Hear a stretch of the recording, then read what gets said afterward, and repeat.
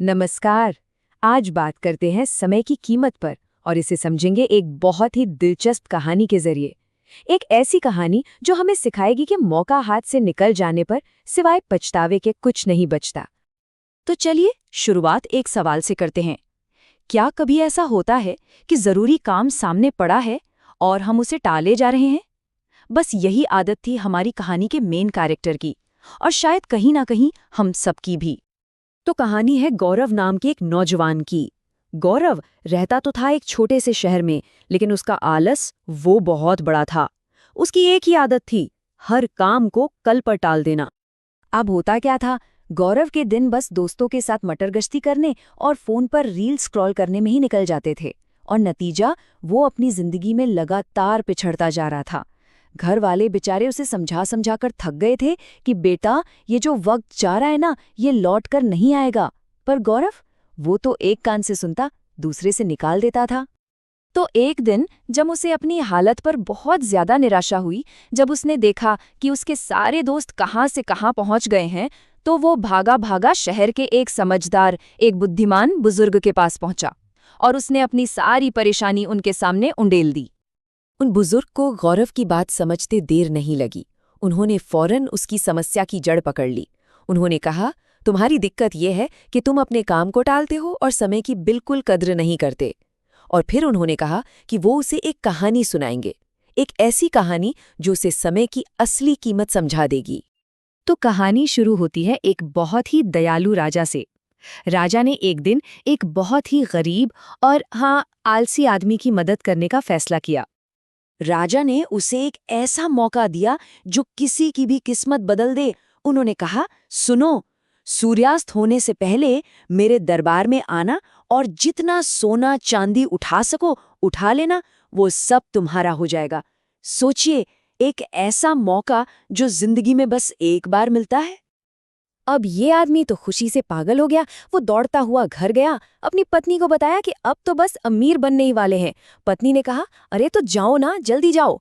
पर उस आदमी ने क्या सोचा, अरे अभी तो पूरा दिन पड़ा है, पहले आराम से खाना खा लेता हूँ, भूख लगी है। तो अब देखते हैं कि टाल मटोल का नतीजा क्या होता है। कैसे उस आदमी की छोटी छोटी सी लगने वाली देरी ने उससे उसकी जिंदगी का सबसे बड़ा मौका छीन लिया। तो सबसे पहले तो उसने इत्मीनान से खाना खाया। फिर सोचा, चलो एक छोटी सी झपकी ले लेता हूँ। वो छोटी सी झपकी 2 घंटे की हो गई। जब उठा और रास्ते में चला तो गर्मी लगी, तो एक पेड़ के नीचे सुस्ताने बैठ गया। और वहां क्या हुआ, दोबारा नींद आ गई, और इस बार पूरे 4 घंटे के लिए। मतलब हर एक कदम उसे उस सुनहरे मौके से और दूर, बहुत दूर ले जा रहा था। और जब आखिरकार उसकी नींद खुली और वो भागा भागा हांफता हुआ महल पहुंचा, तब तक बहुत देर हो चुकी थी। सूरज डूब गया था, महल के दरवाजे बंद हो चुके थे। सोचिए, अमीर बनने का इतना बड़ा मौका उसने सिर्फ और सिर्फ इसलिए गंवा दिया क्योंकि उसने मिले हुए वक्त की कोई कीमत ही नहीं समझी। जैसे ही बुजुर्ग ने ये कहानी खत्म की, गौरव एकदम चुप हो गया। उसे लगा जैसे ये कहानी उसकी ही थी।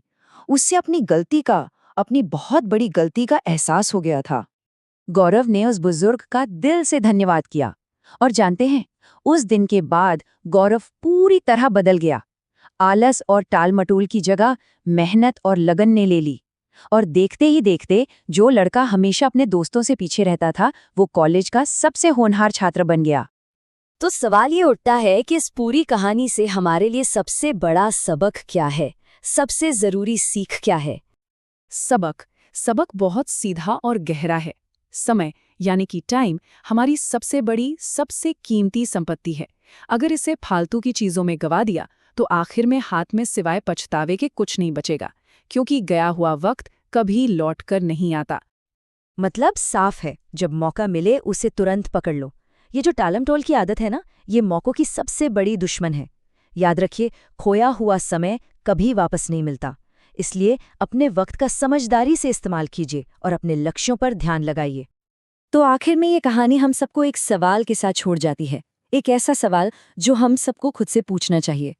हम अपनी इस सबसे कीमती दौलत का, अपने समय का इस्तेमाल आखिर कर कैसे रहे हैं?